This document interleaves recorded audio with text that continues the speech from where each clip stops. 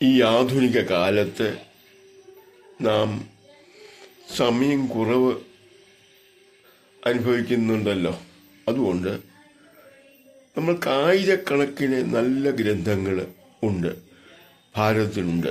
ഭൗതികവും ആത്മീയവുമായ എല്ലാ തലങ്ങളിലും വികസിക്കാൻ വേണ്ടത്ര നല്ല രീതിയിൽ ഒരു നല്ല ജീവിതം നയിക്കുന്നതിനാവശ്യമുള്ള എല്ലാ വിഭവങ്ങളും, ഭൗതികവും ആത്മീയവുമായ വിഭവങ്ങൾ നേടുന്നതിനാവശ്യമുള്ള എല്ലാ പുസ്തകങ്ങളും നമുക്ക് ലഭ്യമാണ്.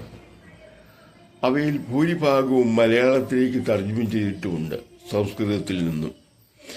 ഇതെല്ലാം വായിക്കാൻ സമയമില്ലെങ്കിലും 3 ഗ്രന്ഥങ്ങൾ നിർബന്ധമായും പഠിച്ചിരിക്കണം. 1 മഹാഭാരതം, 2 അധ്യാത്മരാമായണം, 3 ഭഗവത്ഗീത. ഇത് ശരിക്ക് വിശകലനം ചെയ്ത് പഠിച്ചാൽ ഭൗതിക തലത്തിലും ആത്മീയ തലത്തിലും വികസിക്കുന്നതിനും നിലനിൽക്കുന്നതിനും വേണ്ടതെല്ലാം ഇതിൽ നിന്ന് ലഭിക്കും. അതിലെ കഥാപാത്രങ്ങളെ വിലയിരുത്തണം. അത് നമുക്ക് എല്ലാ വിധത്തിലുള്ള അറിവും ലഭിക്കുന്നതിന് കാരണമാണ്. അതോടൊപ്പം ആധുനിക ശാസ്ത്രം വേറെ പഠിക്കണം. അല്ലാതെ മറ്റനേക പുസ്തകങ്ങളൊന്നും വായിച്ച് സമയം കളയേണ്ട കാര്യമില്ല. സമയക്കുറവുണ്ടല്ലോ. കഥാപാത്രങ്ങളെ വിലയിരുത്തി പഠിക്കണം. നമ്മൾ ഒത്തിരി കാലമായിട്ടിത് വായിക്കുന്നുണ്ട്. അങ്ങനെ അതിൻ്റെ കഥ മനസ്സിൽ പതിയുക, അതിനകത്തെ ഒളിച്ചു വച്ചിരിക്കുന്ന അത്യുന്നതമായ ആശയങ്ങൾ പലരും ഗ്രഹിക്കാറില്ല. അത് ഉയർന്ന കോഴ്സിനൊക്കെ പഠിക്കുന്നവർ മാത്രം അത് വിശകലനം ചെയ്ത് പഠിക്കുകയും മനസ്സിലാക്കുകയും ചെയ്യുന്നുണ്ട്. സാധാരണക്കാരൻ അതിൻ്റെ കഥ അങ്ങോട്ട് പോകുന്നതേ ഉള്ളൂ. പിന്നെ ഇടയ്ക്കൊക്കെ ചില ലക്ഷണോപദേശം പോലുള്ള ചില കാര്യങ്ങളൊക്കെ കുറച്ച് ശ്രദ്ധിക്കുന്നുണ്ട്. എന്നാൽ അതിൽ കവിഞ്ഞ അത്യുഗ്രൻ ആശയങ്ങൾ ഒളിച്ചു വെച്ചിട്ടുണ്ട്, കണ്ടമാനം നിറച്ചുണ്ട്. ഈ പുസ്തകങ്ങളിലെല്ലാം ഉണ്ട്. അത് മനസ്സിലാക്കണമെങ്കിൽ കഥാപാത്രങ്ങളെ എടുത്ത് വിശകലനം ചെയ്യണം. ശ്രീരാമൻ ഒറ്റയാളിനെ കൊണ്ട് തന്നെ 1 വർഷം എല്ലാ ദിവസവും വിശകലനം ചെയ്താലും തീരാത്തത്ര ഗൗരവമുള്ള ആശയങ്ങൾ അദ്ദേഹത്തിൽ ആ ജീവിതത്തിൽ തുറന്നു കാട്ടിയിട്ടുണ്ട് നമ്മുടെ വാൽമീകി മഹർഷി. അത് മുഴുവൻ വളരെ വളരെ ഗോപ്യമായ ഒരാശയമാണ് അതിനകത്ത് കൊടുത്തിരിക്കുന്നത്. ആർക്കും പെട്ടെന്ന് മനസ്സിലാകില്ല, പഠിച്ചേ പറ്റൂ മനസ്സിലാക്കണമെങ്കിൽ. ആ രീതിയിൽ വിലയിരുത്തണം. ഹിന്ദു പ്രസ്ഥാനങ്ങളായ NSSും SNDPയും അതുപോലുള്ള പലതുമുണ്ട്. ഇവരെല്ലാം ഈ കലിയോഗമോ ശാഖകളൊക്കെ കൂടുമ്പോൾ ഇത്തരം പുസ്തകങ്ങളിലെ ഒരു കഥാപാത്രത്തെക്കുറിച്ചൊരു വിശകലനം ചെയ്താൽ ഒരു ചർച്ച നടത്തണം, 1 മണിക്കൂർ വീതം എല്ലാ സമ്മേളനങ്ങളിലും. അങ്ങനെ ആ കഥാപാത്രങ്ങളെ ശരിക്ക് വിലയിരുത്താമെങ്കിൽ ജീവിതം എന്താണെന്ന് പഠിക്കും. ഈ വേദവ്യാസ മഹാമുനിയും വാൽമീകിയൊക്കെ ദൈവത്തിൻ്റെ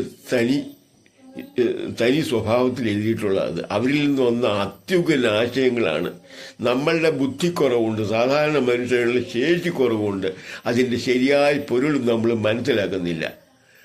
അതാണ് എൻ്റെ ഒരു ദോഷം. ഇത് കഥ വായിച്ചുകൊണ്ടോ കശത്തി വെച്ചുകൊണ്ട് നടന്നുകൊണ്ടോ തൊട്ട് തൊഴുതുകൊണ്ടോ കാര്യമില്ല. ഇത് ശരിക്കും ഒരു 3 പ്രാവശ്യം വായിച്ചാൽ തന്നെ ആ കഥാതന്തു മൊത്തം കിട്ടും. ലക്ഷ്മണോപദേശം ഉൾപ്പെടെ കുറേ ഉപദേശങ്ങളൊക്കെ ഉണ്ട്, അതൊക്കെ കിട്ടും. അതൊന്നും അല്ല ഇതിനകത്തെ കഥ. അതിലൊക്കെ ഭയങ്കരമാണ് പ്രായോഗിക തലത്തിൽ. അത്യുഗ്രൻ ആശയങ്ങളാണ്. ആരും അതിനെ വിശകലനം ചെയ്യുന്നില്ല. ഉന്നത ബിരുദധാരികൾക്കറിയാം, അവരത് വിശകലനം ചെയ്യുന്നുണ്ട്. പല തലങ്ങളിലായിട്ട് വിശകലനം ചെയ്യാം. ആ തലങ്ങളിലുള്ള വിശകലനം ചെയ്ത് ഓരോ കഥാപാത്രങ്ങൾ, ആദ്യം രാമായണം അങ്ങോട്ടാകട്ടെ, അതിൻ്റെ കഥാപാത്രങ്ങൾ വർഷങ്ങൾ വേണ്ടി വരും. അതുകൊണ്ട് അതോടൊപ്പം ഒന്നിരാളമായിട്ട് മഹാഭാരതത്തിലെ കഥാപാത്രങ്ങളെ എടുക്കാം. അങ്ങനെ വിശകലനം ചെയ്താൽ നമ്മളുടെ എല്ലാ പ്രശ്നങ്ങൾക്കും ഒരു പ്രശ്നവും ഇല്ലെന്ന് നമുക്ക് മനസ്സിലാവും. ഇതൊക്കെ ഒരു ചെറിയൊരു വാക്സിനേഷനേ ഉള്ളൂ. പ്രശ്നങ്ങളിൽ നമുക്ക് ബോധ്യപ്പെടും. ചെറിയ കാര്യങ്ങൾക്ക് പോലും അപ്സെറ്റ് ആകുക മനുഷ്യൻ, ആ ഒരു പോരാഴി കാണുന്നുണ്ട്. പൊതുവേ ഇളം തലമുറ കമ്പ്യൂട്ടറുമൊക്കെ ആയിട്ട് നടക്കുന്നു, ഫോണുമായിട്ട്. അതൊക്കെ കാര്യങ്ങൾ ഗ്രഹിക്കണം, ആവശ്യമാണ്. ആധുനിക ശാസ്ത്രം അത്യാവശ്യമാണ്. പക്ഷേ അതിൻ്റെ സഹായത്തോടെ ഇതുപോലുള്ള ഈ അത്യുഗ്രൻ ദൈവതുല്യരായ രണ്ടു പേരാണ് ഇവർ രണ്ടുപേരും, വേദവ്യാസനും വാൽമീകി മഹർഷിയും. ദൈവം തന്നെയായിരുന്നു എന്ന് പറയാം. അവർ ദൈവതുല്യമായിട്ട് ആരാധിക്കുന്നുണ്ട്. ഇന്ത്യയിൽ ആരാധിക്കേണ്ടതാണ്. അത്ര ഗൗരവമാണ് അതിനകത്ത് കൈകാര്യം ചെയ്തിരിക്കുന്നത് ഈ രണ്ട് പുസ്തകങ്ങൾ. അത്രയും നല്ലൊരു പുസ്തകം വേറെ ലോകത്തിലുണ്ടായിട്ടില്ല. അതാ സത്യം. ഈ കാര്യമൊന്നും മനസ്സിലാക്കി ഈ വലിയ വലിയ ഒത്തിരി ഒത്തിരി പുസ്തകത്തിൻ്റെ പുറകെ പോയി ഒന്നും പഠിക്കേണ്ട കാര്യമില്ല. ഈ 3 ഭഗവത്ഗീത, അധ്യാത്മരാമായണം, മഹാഭാരതം, അത് എഴുത്തച്ഛൻ തർജ്ജമ ചെയ്തപ്പോഴും അതിൻ്റെ മൂല്യം ചോർത്തി പോയിട്ടില്ല. മൂല്യം അതിനകത്തുണ്ട്. അദ്ദേഹം ദൈവിക പരിവേഷം കൊടുത്തു ശ്രീരാമൻ എന്നൊരു വ്യത്യാസം മാത്രമേ വരുത്തിയിട്ടുള്ളൂ. അതിൻ്റെ അകത്തെ ആശയങ്ങൾ അതിഗംഭീരമായ രീതിയിൽ അദ്ദേഹം അതിനകത്ത് പകർത്തിയിട്ടുണ്ട്. അത് നിശ്ചയമായിട്ടും കളയരുത്. ഞാനൊന്ന് അപേക്ഷിക്കുകയാണ്. NSSലും SNDPയിലും അതുപോലെ അനേക ഈ ഹിന്ദു സംഘടനകളുണ്ട്.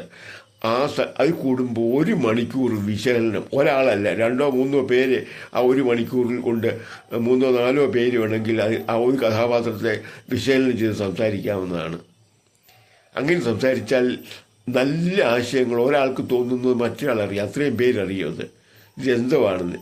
ഭൗതികവും ആത്മീയവുമായിട്ട് വേറൊരു ഒന്നും വേണ്ട. ഭൗതികതയ്ക്ക് ധാരാളം ഭൗതിക ആയ ആശയങ്ങളുണ്ട് ജീവിതത്തിന് ആവശ്യമുള്ളത്. ശാസ്ത്രം അതിനകത്ത് ഈ ആധുനിക ശാസ്ത്രമല്ല ഇല്ലെന്നേ ഉള്ളൂ. നമുക്കതിന് വേറെ ആ വകുപ്പ് വേറെ പഠിക്കണം.